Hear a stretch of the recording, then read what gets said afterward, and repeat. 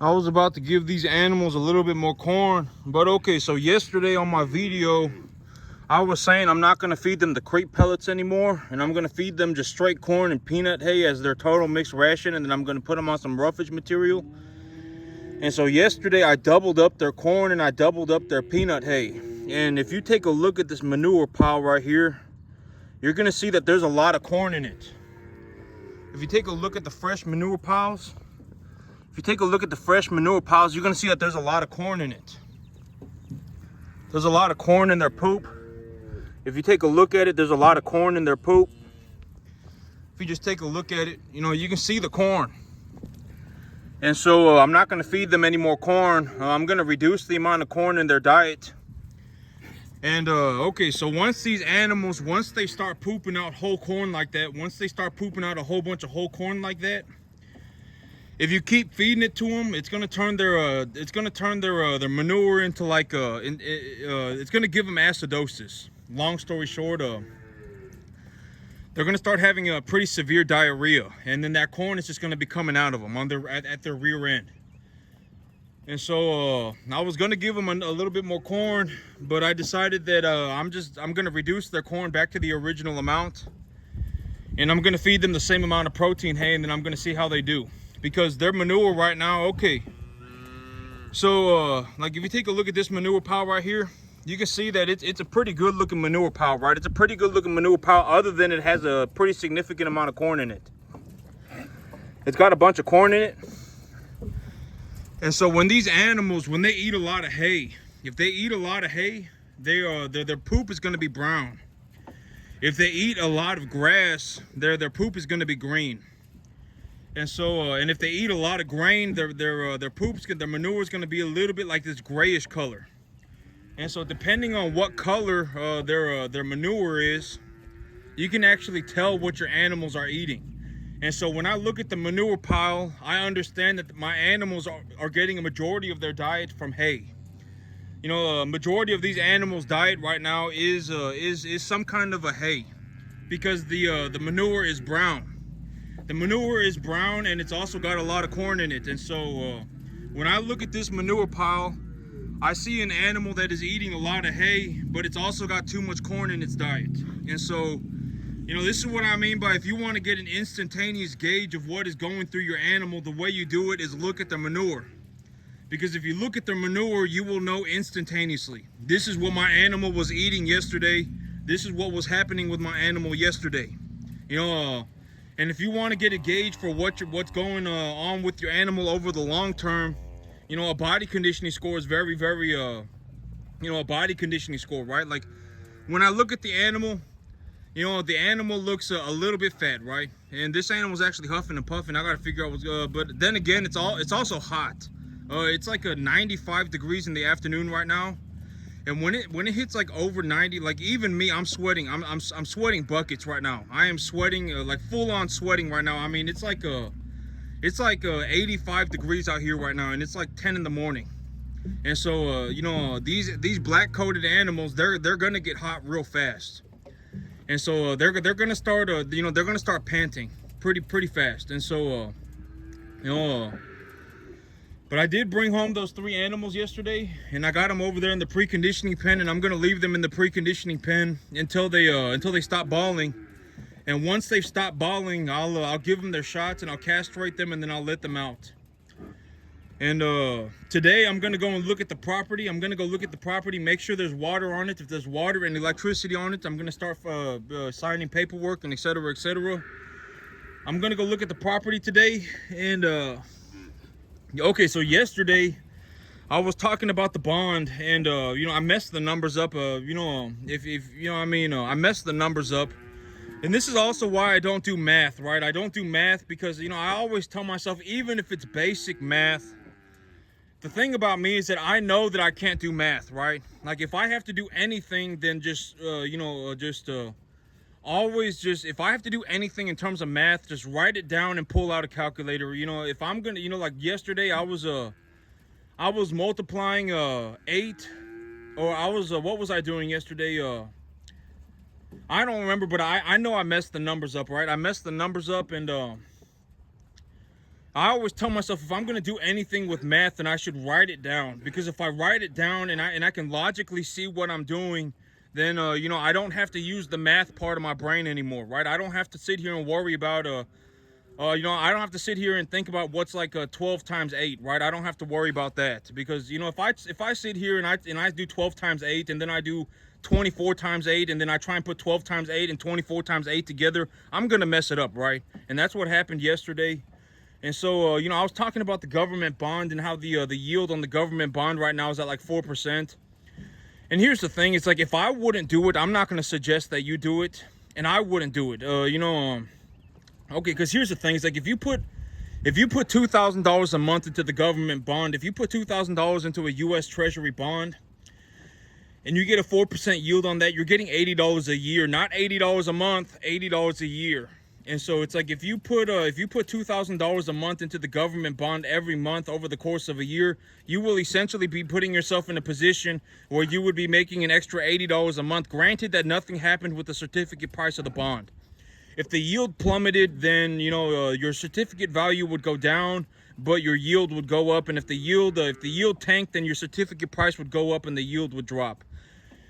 And so you know, if I wouldn't do it, I'm not going to suggest that y'all do it. And y'all already know, like, what I want, you know. But here, you know, I mean, if you have a drastic amount of money, and, you know, you're sitting there with like a $200 million, and then, I mean, you know, you know, then you probably have a better idea than I do. I mean, you know, but if I wouldn't do it, I'm not going to suggest that you do it. And so I would not, you know, if it was a 4% return a year, I would not even worry about it. I wouldn't even put in any time and effort into thinking about it.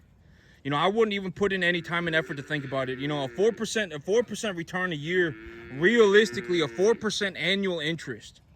A 4% annual interest is, if you put $2,000 a month into that investment, then every month that then every time you put $2,000 into that investment, you are going to make $80 a year. And so if you did that for 2 years, you would be making about an extra $160 a month. And an extra $160 a month is not going to be, you know, the amount of effort. Okay, so most people, 90% of people, it does not matter where you are, 90% of people make somewhere between $30,000 and $90,000 a year. 90% of people do, right? I mean, 9 out of 10 people, if you ask them how much money they make, they're going to make somewhere between $30,000 and $90,000 a year. And this is also what I mean by, you cannot work yourself out of being poor. You cannot work yourself out of being poor.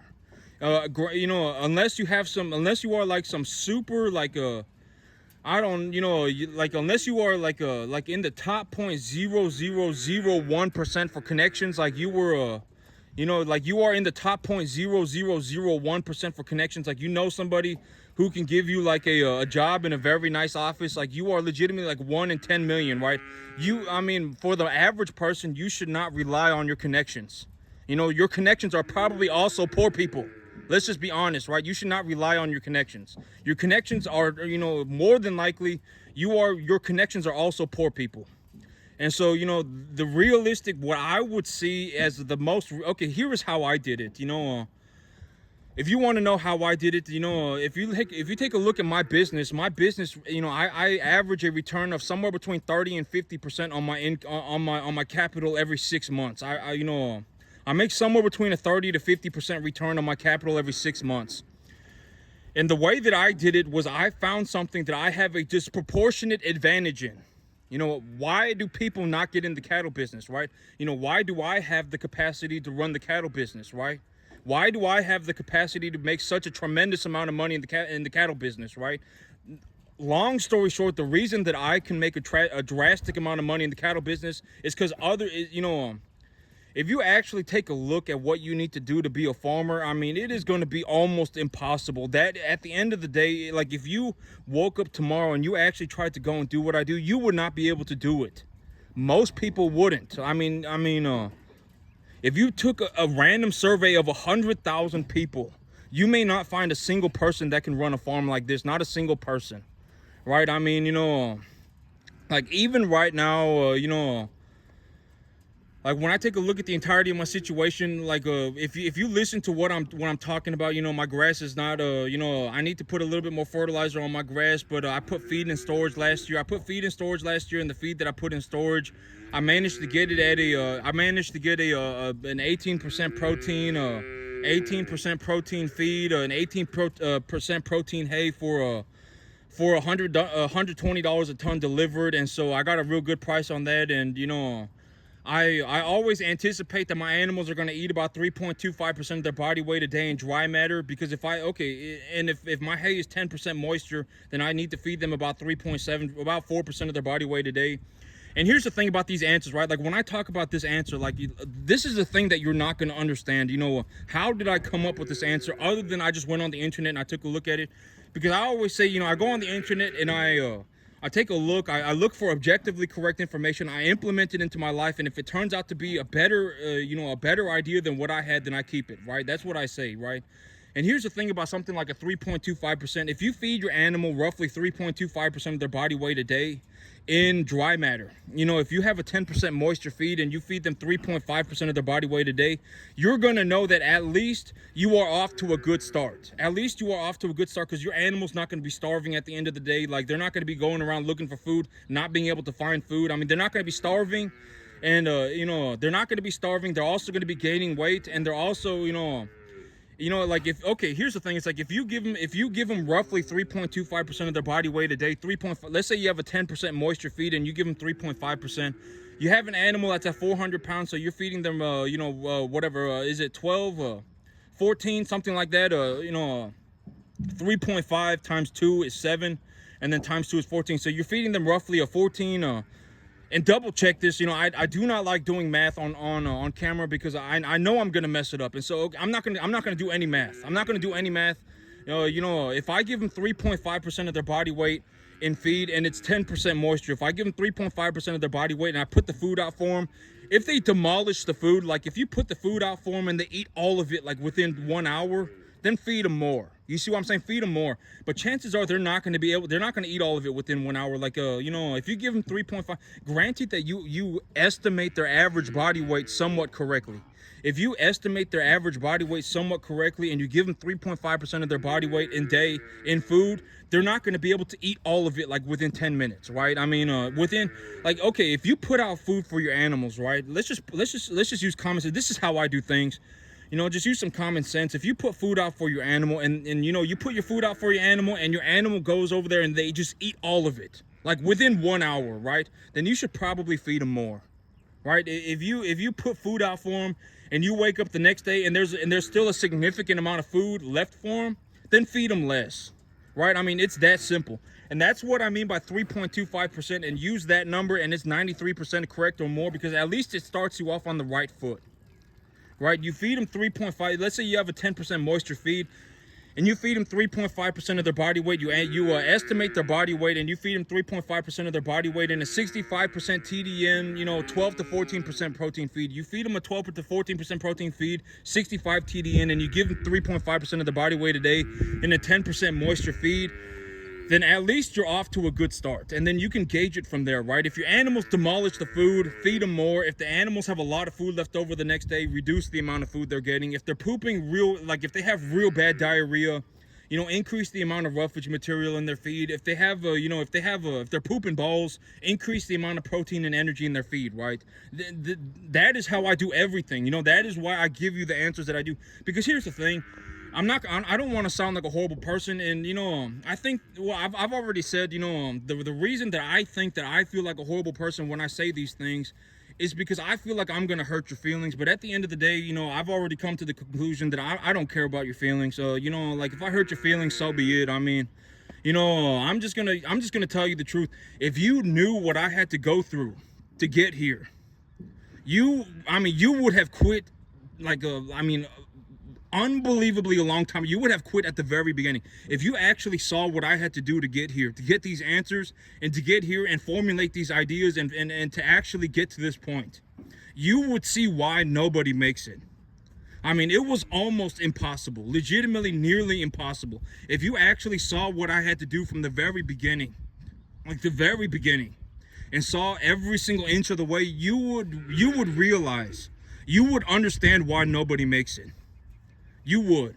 I mean, if you want to go to sleep at midnight and wake up at 4 in the morning for like months on end, and I mean, if you genuinely want to work, you know, legitimately work like 17 hours a day for like 2 years straight, if you genuinely want to do that and you want to go and find the answers for yourself, then go for it. I mean, knock yourself out, have a blast. You know, you're not going to understand what I had to do to get here. You're not going to understand. That's the thing that you're not going to understand. How did I come up with these answers? Other than I just went, other than I just went on the internet and looked them up, and then, but I went on the internet, I looked them up, I implemented them into my life, and then if it turned out to be a better answer than what I had, then I kept it. That is it, right? But if you actually understood what I had to do to get here, and you know, like, it was almost impossible, and that's the thing that you're not gonna, that's the thing that I cannot show it to you.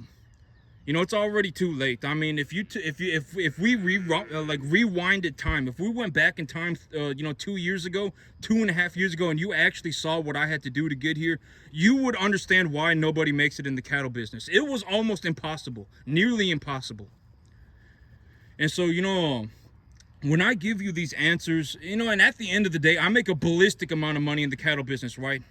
I mean, you might not find somebody making money like me in the cattle business your entire existence. You could, if you live to be 150 years old, you may not find somebody that makes as much money as me in the cattle business. You may not. Legitimately, you may not even find somebody who gets to the 10% mark. You legitimately may not. And so, you know, and I mean, it just, you know, and if you don't believe me, go on the internet and just look around, or go out, or take a drive, right? Take a drive and go around and look around and see what you find. You know, but just go out and take a look for yourself, right? Don't sit there in your own little, your little fiddly diddly cave and go, I fell out of heaven to seven. My life is a mystical, magical journey. You know, don't do that. I mean, go out and take a look around, right? Or, I mean, go and look it up. I mean, see if you find, and if we just use money as a gauge for what's going on, then let it be, right? I mean, you may not find anybody who gets even to the 10% mark of what I do. And here, you know, your entire life, even if you live to be 150 years old, you might not even find a single person getting to the 10% mark forever. I mean, your entire life, you may not. And, you know, and a lot of y'all, like, a lot of y'all, you don't know this, but, you know, I'm telling you, like, if at the pace that you are going, you're not going to make it to the 10% mark, even if you live to be 5,000 years old. You're not. I mean, you're more or less going to be exactly where you are, right? I mean, you're gonna end up in one of the 90%. You know, you're gonna end up in I make $30,000 to $90,000 a year. You're gonna end up in that, right? 90% of people end up making $30,000 to $90,000 a year, and that includes all, everywhere, even New York, California, where the cost of living is very high. That includes all those areas too. Somewhere between $30,000 and $90,000 a year, and then, you know, and then you're screwed. And well, I'm not gonna say and then you're screwed, because, you know, that's the thing about money, right? I've said this repeatedly, but if you want to be rich, the only thing you need to be rich is to have more money than you need. If you have more money than you need, then you're rich. I mean, if you need $5,000 a month, but you make $7,000, then you're rich. I mean, it doesn't really matter how much money you make. You know, money is relative, right? It does not matter how much money you make. As long as you have enough money to do whatever you want, then you are rich. Like, if you need $5,000, let's say you want to buy a middle-class home, you want to buy a new truck, you want to, do whatever it is that you want to do, and that's going to cost you $4,000 a month, right? Or, $4,000 to $5,000, $5,000 a month. You know, you want to go and buy yourself that $400,000 home, or that $500,000 home, and you want to go and buy yourself that brand new F-150, and you want to, pay for your insurance, and you want to pay for your bills and all that, and if that comes out to be about $5,000 a month, then after income tax, realistically, you're gonna have to make about $90,000 a year. You're gonna have to make about $80,000 a year. Or, I mean, if you're married and you're both working, then, if the husband makes 50 and the wife makes 50, or realistically, if y'all make 100 together, If y'all make 100 grand together after income tax, you probably bring home about 70. And if you bring home about 70, I mean, you can go and just live in a normal middle class life, right? I mean, you can go and buy yourself that $500,000 house. You can go and buy yourself 2 new cars every 10 years.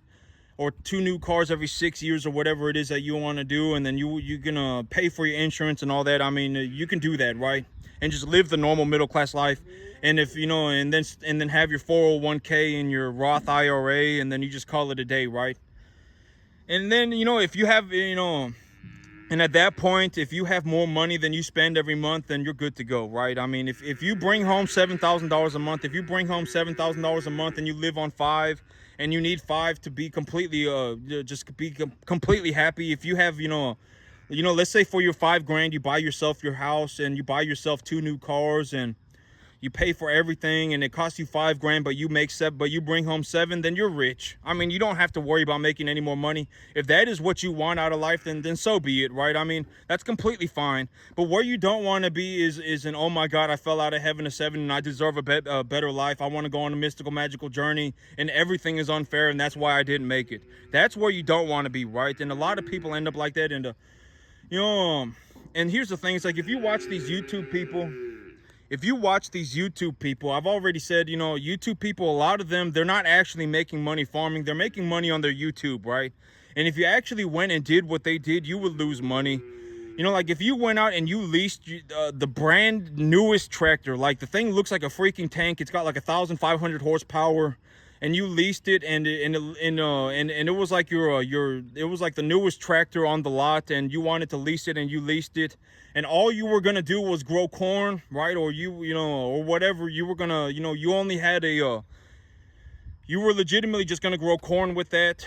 I mean, you know, you got to understand that these people, there is a very realistic possibility that there is a, you know, that these people, they are leasing that tractor to look cool on YouTube, right? They're not actually making money farming, you know. And that when you know, because me, you know, I run my numbers every day, right? I legitimately, I live where I work, you know. Here within, you know, today I'm going to go and look at a 50-acre property that I'm in the process of buying, and I'm going to buy more land and I'm going to run more cattle. I legitimately farm 24/7. 365 days a year. You know, when these people, when they're out here doing this stuff, they may be able to pull something, you know, for over the majority of people, they will be able to pull their thing off over y'all. But me, you know, as a person who actually does this, I know what's going on, right? Like if the only thing you are doing is growing corn, right? And you make a 15-minute video, once a week. You know, you're going to be showing your best quarter acre, right? You're always going to be showing your best quarter acre or your best 1/10 of an acre or your best 200 square feet. And, you know, and there is a very realistic possibility that you leased that tractor because it would look cool on YouTube when you filmed it, right? Like you are not actually making money as a farmer. And that's the biggest difference between me and everybody else is that me, I make my money in the cattle business. The cattle business is where I make my money. You may not see anybody who makes as much money in the cattle business as me. For your entire life, you may not. You may not. I mean, you know, this is kind of ridiculous. Making $12,000 a month on a 10-acre field is kind of ridiculous.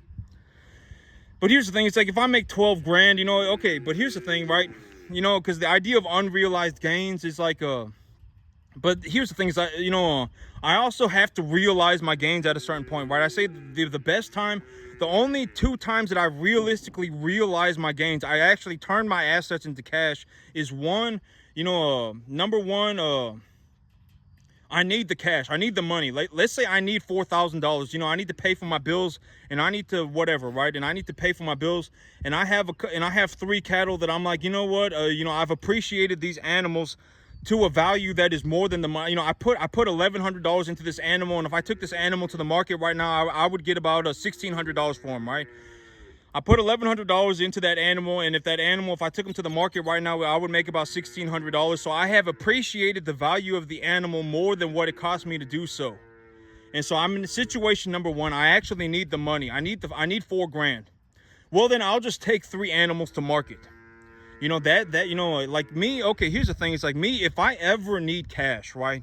Granted that my investment portfolio is doing okay, is doing good. And granted that I don't need some ridiculous amount of cash. If it's like, oh my God, I need $1 million right now. And a lot of y'all poor people, you think like this.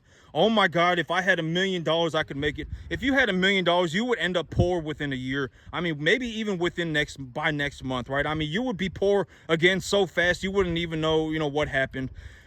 Realistically, like, if a lot of poor people think like this. If I had $1 million, I could get rich, which is not true. If you want, I've already said, if you go out and you buy a 20-acre field, it's not even going to cost you $1,000 a month, right? And if you genuinely worked your tail off and you got to a point, but here's the thing is that realistically, unless you are very young and you are very motivated, you probably cannot get to this point, get to this level. You probably can't. Even, you probably can't. Unless you are very young, you cannot get to this point. Because here's the thing, it's like, okay, if you're 25, right? Or if you're 20, or sometimes it's even 15, it depends. You'd have to take a good look at the person. Are they the way that they are already, right? Sometimes it starts very young. And if you take a good look at them, let's just say a 20-year-old, if you're 20, if you were able to disregard everything that happened in your entire life up until that point, if you were able to disregard everything and the only thing you focused on was farming, legitimately the only thing you said, you know what, I'm going to go and become a farmer and I'm not going to think about anything else. The only thing I'm going to do 24 hours a day for the next 365 days a year for the next 15 years of my life is farm. Legitimately, that is all I'm going to sit here and I'm going to read books. I'm going to come up with a plan. I'm going to come up with a real estate portfolio. I'm going to go and learn about cattle. I'm going to bring home cattle. I'm going to plant my grass. If you legitimately turned on a dime tomorrow, it would be a miracle. Most of you can't do that. And and if you want to take a good look, but look at people who started young, right? I mean, but if you turned on a dime tomorrow, that would not be normal.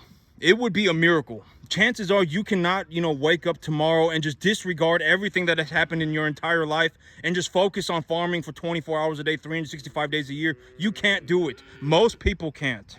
So if you're past a certain age where you're already thinking about other things, right? Oh, I want to be friends with this person. Oh, I want to be cool in this, but this is what I mean by thinking about other things even when you're young.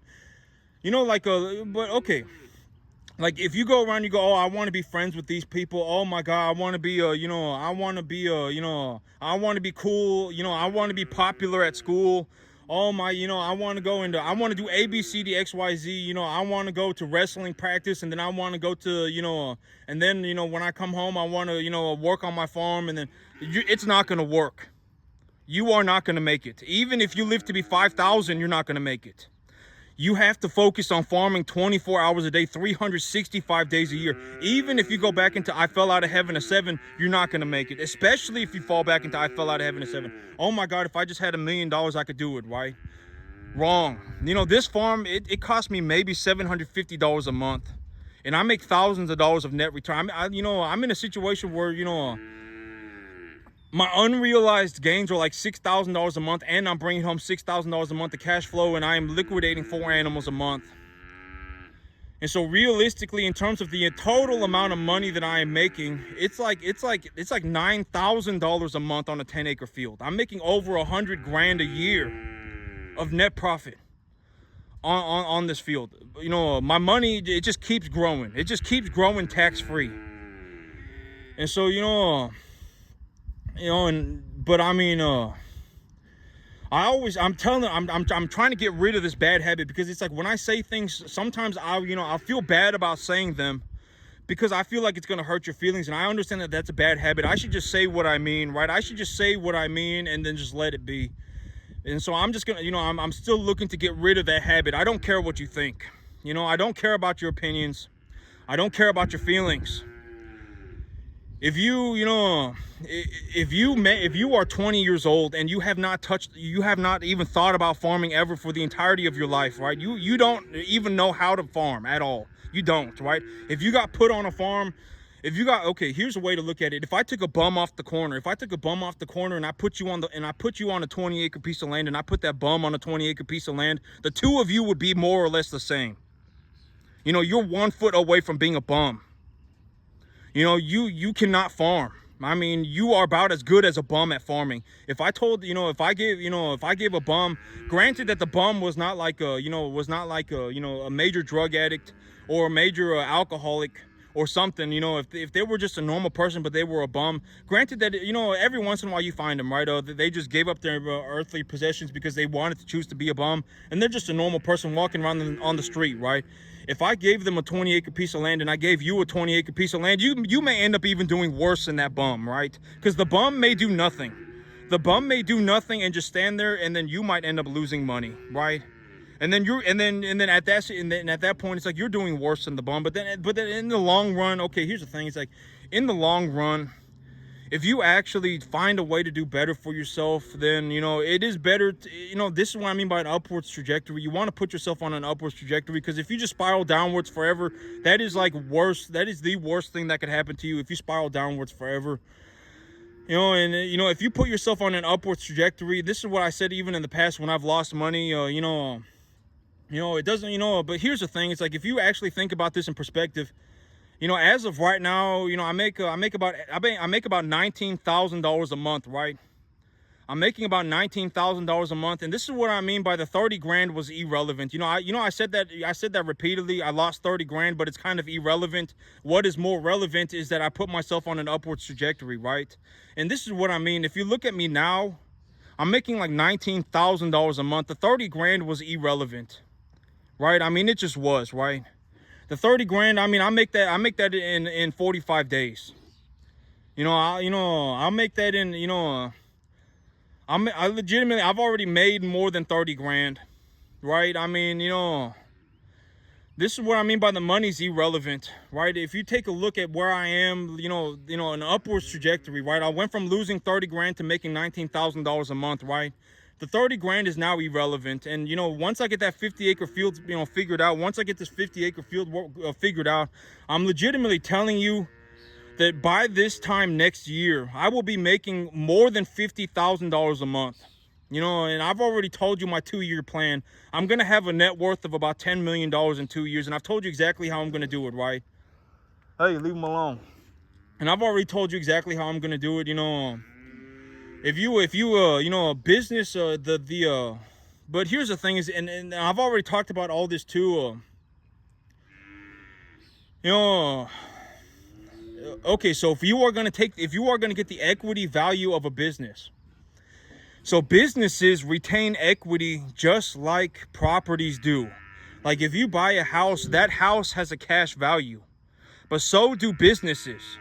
Businesses also have a cash value. And that cash value is a multiple of the earnings of the business. And so if you want to get the estimate value of your business, the thing that you need to do is you need to go and talk to an appraiser.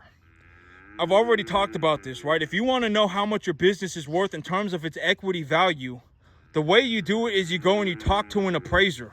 And the appraiser will tell you what your business is worth. And so, if you take the totality of my cash flow, if you take the totality of the equitable value of my business, if you take the the totality of my cattle herd, and within 2 years I will have a net worth of roughly $10 million. Because okay, and I always say, the thing about oversimplification is that oversimplification is borderline misinformation. And I am not suggesting that anybody go and do anything. I've already told you, if you try and do what I do, more than likely, the moment you actually realize that this is almost impossible, it will be too late for you. You may have lost, you may have hemorrhaged money at that point. You may have already lost too much money, and it may actually have ruined you forever. I mean, chances are you're not going to wake up tomorrow and you're going to go, you know what? I'm going to work on becoming a farmer 24 hours a day, 365 days a year for the next 15 years of my life, right? You're going to see what I'm doing, and then you're going to want to do it. And then you're going to realize that you can't. There's a reason why nobody, there's a reason why nobody is doing this, right? is because if you actually try to do this, you would find out that this is almost impossible. This is ridiculously hard, like borderline impossible. If you actually saw what I had to do to get here, you would have crapped your pants a long time ago. You would have quit a long time ago, like a long time ago. You would not want anything to do with this business. And so, I'm not looking to, I'm looking to be as honest with you as I can, because I don't want you to go off, and lose everything. And I've already told you, if you are genuinely looking to become a farmer, and if I was going to start over from the very beginning, well, but here's the thing, is that that's not a possibility. And but if I were going to say, if you really wanted to get, a good start,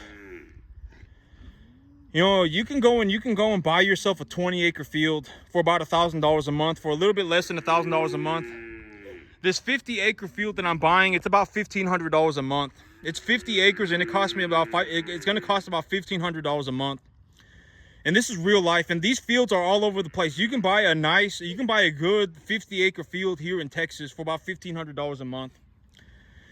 Maybe even a little less, but roughly $1,500 a month, $1,500 to $2,000 a month. And if you buy a 50-acre field, for $1,500 to $2,000 a month, and you work balls to the wall, I mean, I'll give you my numbers, right? Per 10 acres, I make about $4,000 a month of net profit. I make about $4,000 a month of net profit per 10 acres. And that is without my unrealized gains. If I include my unrealized gains, I'm making somewhere about $10,000 a month. But, the thing about unrealized gains is, for me to realize those gains, I'm going to have to liquidate the entirety of my asset portfolio of my cattle, and I don't want to do that, because if I do that, then I don't have the appreciation value of the assets, effective immediately, right? And so, I make about $10,000 a month per 10 acres. So if you give me a 10-acre field, I make about $10,000 a month of net profit on it. And, if you put me on a 50-acre field, even if I do poorly, I will make about $35,000 a month. And, this is what I'm talking about, and this is actually ties all back to the beginning when I said, if it's a 4% return, most of you, including me, I would not do it. And so I would not suggest any of you do it either. If it's a 4% return, I would focus my efforts on something else. You need to find something that you have a disproportionate advantage in. There is something that you understand significantly better than others. Essentially, you understand it so significantly well that you can actually make money in it reliably. You can actually do it to make money over the course of your life. You can actually reliably make money on it. It's not gambling. I'm not telling you to go and gamble your money. But if you understand something so well that it puts you at a disproportionate advantage of other people, that is, and you can make money doing it, that is how you go and make money. And I would not suggest that you put your time and efforts into making 4% return a year unless you have a drastic amount of money. And even if you have a drastic amount of money, I mean, at that point, you're going to do whatever you want, and you should go and do whatever you want. Because, there's a reason, and granted that you actually understood how to make that money, and you can make that money again, then, you should go and do whatever it was that you're doing. Because, that's what I mean by do what you understand, right? Do what you understand. But if I would not do it, I'm not going to suggest that you do it. But you need to find something that you have a disproportionate advantage in. You just objectively know more than the other people. Objectively, you do, right? And you can utilize that knowledge to make yourself a disproportionate amount of money.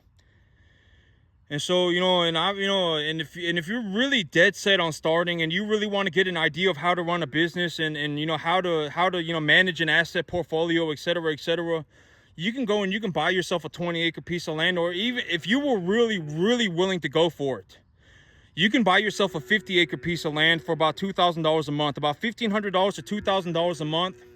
You can go and buy yourself a 50-acre piece of land.